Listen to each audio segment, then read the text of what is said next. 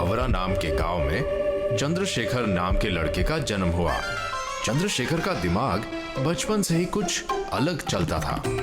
वो बचपन में कभी कभी स्कूल ना जाते और घर में बैठ के माचिस की तीलियों के साथ खेलते। एक दिन ऐसे ही खेल खेल में वो तीरंदाजी कर रहे थे जब बॉम्बे के एक व्यापारी की उन पे नजर पड़ी। व्यापारी ने उनके सामने बॉम्बे चलने का प्रस्ताव रखा। मन के चंचल चंद्रशेखर एक दिन घर से भाग गए और व्यापारी के साथ ट्रेन में बैठ के बॉम्बे की तरफ निकल गए। सपनों के शहर बॉम्बे पहुंच के व्यापारी अपने रास्ते चला गया और चंद्रशेखर की एक नौकरी लग गई। जैसे ही कुछ महीने बीते, चंद्रशेखर ने सोचा, इस काम से मुझे क्या फायदा होगा? मैं वाराणसी जाके संस्कृत का पंडित बन जाता हूँ। पिताजी कहते थे कि वहाँ पे खाना और रहना मुफ्त है। वाराणसी पहुँच के उन्होंने संस्कृत पाठशाला में दाखिला ले लिया। ये साल था 1921। आजादी की लड़ाई जोर पकड़ रही थी। हर जगह इनकलाब जिंदाबाद का नारा गूंज रहा था। देश प्रेम की अग्नि में जलते हुए चंद्रशेखर भी इन नारों का हिस्सा बन गए और इस काम के लिए पुलिस ने उन्हें पकड़ लिया। कोर्ट में जब वकील ने उनसे उनका नाम पूछा तो वो बोले आजाद। उन्हें जेल में इस बात के लिए बड़े डंडे पड़े, पर वो टस से मस नहीं हुए। जब जेल के बाहर बाकी क्रांतिकारियों के पास ये खबर पहुंची, तब आजाद का बाहर खूब धूमधाम से स्वागत किया गया।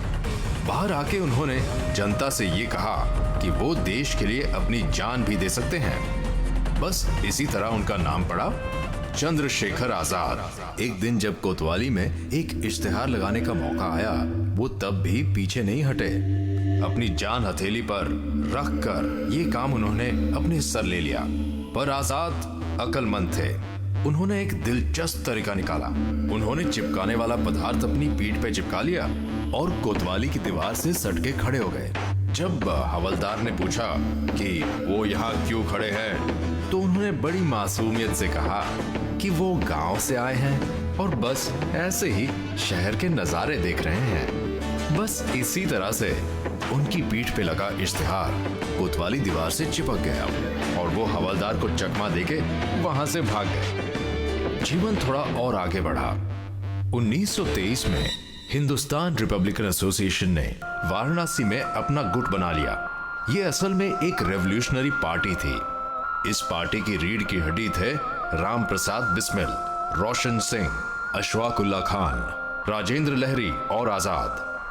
इसी पार्टी के एक मीटिंग में उन्होंने ये फैसला किया कि पार्टी के कामों के लिए जो पैसा उन्हें चाहिए वो पैसा वो सरकार से लूटेंगे। बिस्मिल ने एक तरकीब सोची और अपने बाकी क्रांतिकारी भाइयों से कहा, 9 अगस्त के दिन हम काकोरी में बी टाउन पैसेंजर एक्सप्रेस में चढ़ेंगे और बस फिर क्या था। 9 अगस्त 1925 की बात है। वो सब ट्रेन में चढ़े, वो भी अलग अलग, ताकि किसी को शक ना हो। काकोरी से थोड़ी दूर उन्होंने ट्रेन की चेन खींची, ट्रेन रुकी और उन्होंने सरकार का खजाना लूट लिया और भाग गए। अगले दिन लखनऊ में काकोरी कांड के बारे में छपा। यह बात जंगल में आग की तरह फैल गई। क्रांतिकारी मिले और उन्होंने कुछ समय के लिए अलग होने का फैसला कर लिया। जब तक बात ठंडी नहीं हो जाती, ये कदम उठाना जरूरी था। आजाद धिमरपुर में जाके एक मंदिर में पंडित बन बैठे और फिर वहीं बच्चों को स्कूल में पढ़ाने लगे।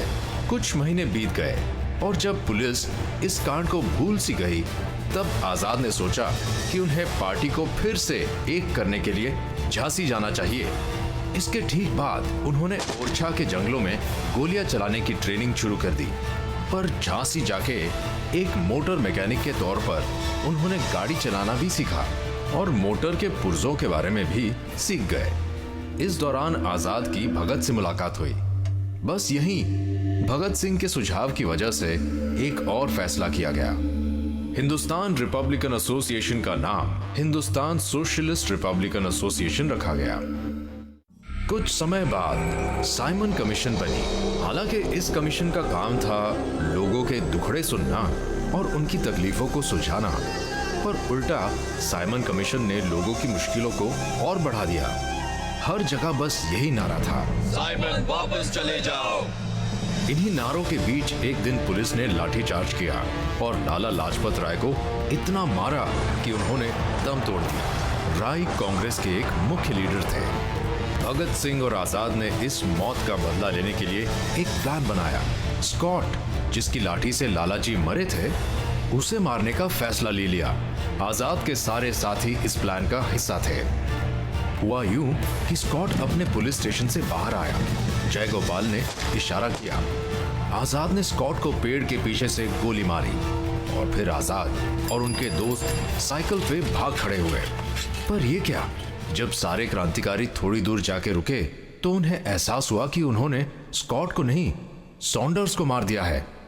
पुलिस इन क्रांतिकारियों के खून की प्यासी हो गई। उन्हें भूखे कुत्तों की तरह ढूंढने लगी। ये भी कुछ कम नहीं थे। इन्होंने भेष बदल के भागने की तरकीब निकाली। भगत सिंह एक ब्रिटिश साहब बने, राजगुरु उनके नौकर और आजाद ने एक साधु का भेष बदला। और इस तरह से ये सब लाहौर स्टेशन से भाग पाए। भगत सिंह कलकत्ता पहुंचे और उन्होंने जतिन दास से संपर्क किया। सिंह और आजाद चाहते थे कि दास एक बॉम्ब का कारखाना खोलने में उनकी मदद करे।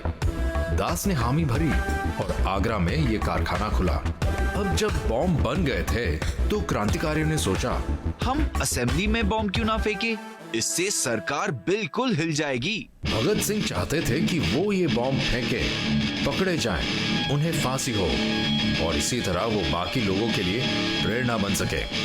कुछ ऐसा ही हुआ। 9 अप्रैल 1929 को भगत सिंह ने असेंबली में बॉम्ब फेंका और वो पकड़े गए। इस बात का आजाद को धक्का लगा। उन्होंने दिल्ली और कानपुर में पर्चे बांटे जिनमें बॉम्ब फेंकने के पीछे का कारण लिखा था।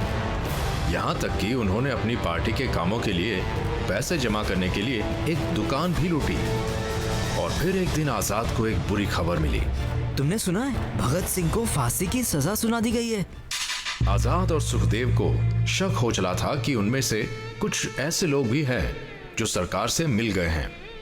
उनका शक सही था। एक ऐसे ही व्यक्ति ने पुलिस को ये जाके खबर दी कि आजाद और सुखदेव कहाँ हैं। पुलिस अपनी पूरी सेना को लेके इन दोनों को पकड़ने के लिए आगे बढ़ी और एल्फ्रेड पार्क पहुंची। आजाद की जांघ पे गोली लगी। आजाद ने सुखदेव को भागने के लिए कहा और 40 पुलिस कर्मियों का 30 मिनट तक अकेले ही सामना किया। आजाद पुलिस के हाथों जिंदा नहीं पकड़े जाना चाहते थे। उनके पिस्तौल में जो एक गोली बची थी, उन्होंने उसे अपने सर पे दाग दी। बस कुछ इसी तरह मात्र 35 साल की उम्र में आजाद देश के लिए आजाद हो गए।